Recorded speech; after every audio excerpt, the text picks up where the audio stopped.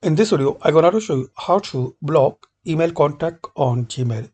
So first thing you have to do, log in your Gmail account, then open email contact which you want to block.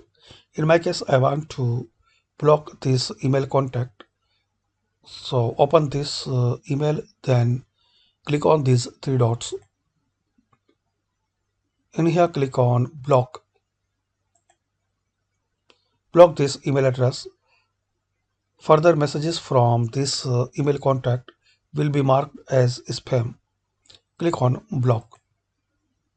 And if you are think you block someone as accidentally, so click on this three dot and click on unblock.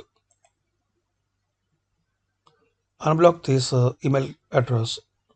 Messages from this email contact will appear in your inbox. Click on unblock. That's it. Thanks for watching.